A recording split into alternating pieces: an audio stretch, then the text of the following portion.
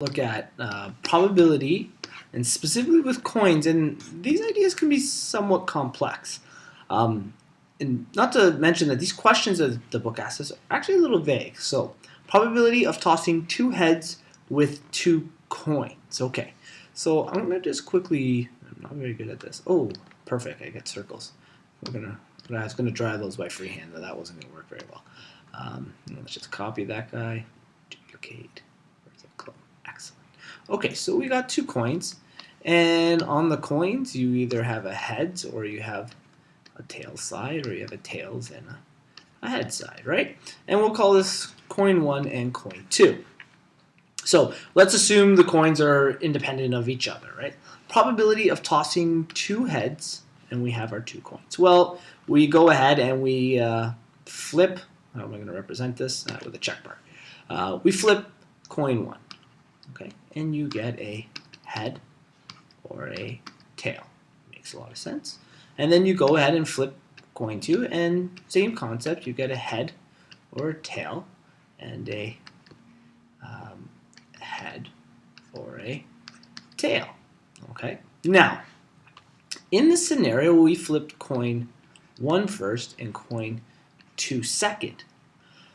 There's also the possibility that you could flip coin 2 first and coin 1 second, which would give the same options, okay? But depends if they want the order of the coin, of flipping a head on coin 2 first or a tail on coin 1 second. This makes it, this extra idea here, makes it a much, much more complex question. Let's focus on the simple one, and then we'll kind of bring the second, okay?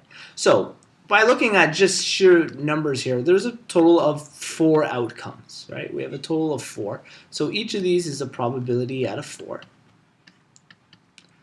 Okay.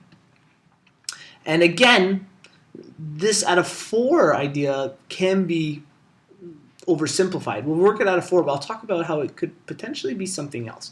So in our example, they want to know probability of getting 2 heads. Well, there's only one route that gives us 2 heads, right? And that's a 1 in a total of 4 chance.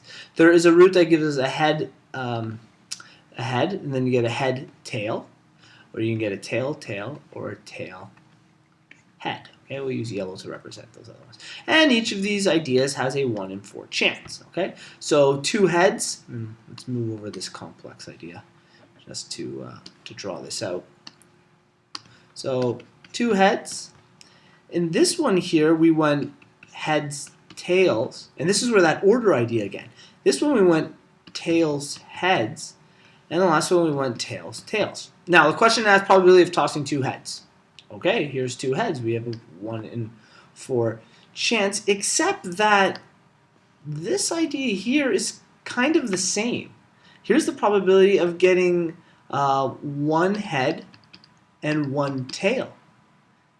Dependent on, does order matter? Okay. If order doesn't matter in this case, okay, then your probabilities here, you get a much stronger chance of getting a head tail. You technically have a 2 in 4 chance of getting a head and a tail. And again, you have a 1 in 4 chance of getting tail tail. Okay. So that order, that's where I was talking about, where the probabilities kind of change again. If they're saying what's the probability of getting a head then a tail, well, then you have a 1 in 4 chance. Or if you have a probability of getting a tail then a head, okay. But if they're just saying a head and a tail, that changes things for us, okay. So this order really matters. We're going to go on the assumption that the 1 out of the 4 is what they're looking for. And then again, like we said, we could have flipped the coins in a different order. It would have just duplicated what we had here, and everything would reduce the same. But again, order, is it important? Is it not important? It kind of depends what they're asking. So our 2 heads, we say a 1 in 4 chance. Our second question, probability of tossing at least 1 head with 3 coins. Okay, now we're getting into our coin dilemma again. Let's copy. Yeah, there we go. So let's paste our 3 coins. Same idea. Well, that worked out. Wow. Can't believe they're so close. Okay, so we have coin 1, coin 2, coin 3. Again, let's assume that the order of flipping the coins doesn't matter. They're all equal. Okay, we have the idea of a heads, tails setup, then for one flip, right? Two flips, you have heads, tails, tails. And then for the third flip, you have heads, tails, heads, tails, heads, tails, heads, tails. Okay, so head, tail, head, tail, head, tail, head, tail. Okay, so we have to like almost follow the order. There's 1, 2, 3, 4, 5, 6, 7, 8. We have what we say out of 8. 8 options, what we're saying. Okay, and we'll go on the assumption that each option, like we said before, is a 1 in 8 chance. Okay, yada yada yada. They all become 1 in 8. Let's write out what the actual options are. So option number 1 is all heads. So of getting at least one head. Well, that's one of the ones that works, right? So a head, head, head. That's at least one head. So that kind of checks out for us. The second route, and I guess I'll color them all in here. We want our heads to all be in yellow. And we'll put the tails all in green here. I think that'll cover everything. Yeah, looks pretty good. Our second option is heads, heads, tails. Is that at least one head? Yeah. Yeah, that works out. Our next one is heads, tails, heads. That's at least one head. The next one is heads, tails, tails. That one checks out. Okay. Next one is tails, heads, heads. That checks out. Next one is tails, heads, tails. That one checks out. 1, 2, 3, 4, 5, 6. Then we get tails, tails, heads, and finally tails, tails, tails. Checks out, doesn't check out. Okay. So, an interesting idea, especially the way they asked it. What's the probability of getting at least one head? Okay. Another way this can be asked, and this is the way we figured it out, is by doing the positive. Well, there are 7 positive ways of doing this. So there's a 7 in 8 chance. We are on the assumption of you getting a head when you flip. And again, that order thing kind of changes stuff. In this 1, 2, 3 examples here, if they just ask us what's the probability of getting 2 heads and a tail, well, does the order matter? Does it not matter? Those things influence us. Let's assume it's a simple version. 7 out of 8 heads. Another way this can be asked is, or we can think of it, is probability of tossing at least one head. How about the probability of no heads?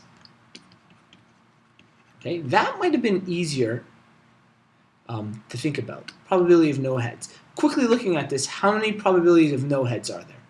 1. 1. Okay. So if PA is the probability of at least 1, so greater than and equal to a value of 1. Probability of the event not happening is the idea of less than 1 or 0. So our probability of the event not happening is 1 in 8. Okay. And with that being said, we can find out the probability of the event happening, because we know that probability of the event plus the probability of the event not happening is always equal to 1, or the idea of 100%. So we can algebraically manipulate this. If that is equal to an 1/8, probability of the event plus 1 over 8 equals 1, we isolate. Probability of the event is equal to 1 subtract 1 over 8. Okay, and tactically I'd make this 8 over 8. We do our fraction rules with a common denominator. And we get 7 over 8, the probability of having at least one head. Okay, so this is a reverse way, because what will happen is, in an example like this, especially if it was more coins, what if they asked for 5, 6, 7 coins? You're getting into so many possibilities that it's easier to think of the question this way, probability of no heads, and there's only really one option of that. So once we find out the number of possibilities, we can then just subtract it from 100% to find out the probability of the event not happening. And just a side note, a quick way of figuring out the heads here are how many possibilities. This is kind of like, because there's 2 options, 2 to the power of 1, 2 to the power of 2, 2 to the power of 3. This equals 2 options, 4 options, 8 options. This means the next one would have 2 to the power of 4, which would have been 16 options. Okay. So sometimes confusing with dealing with coins.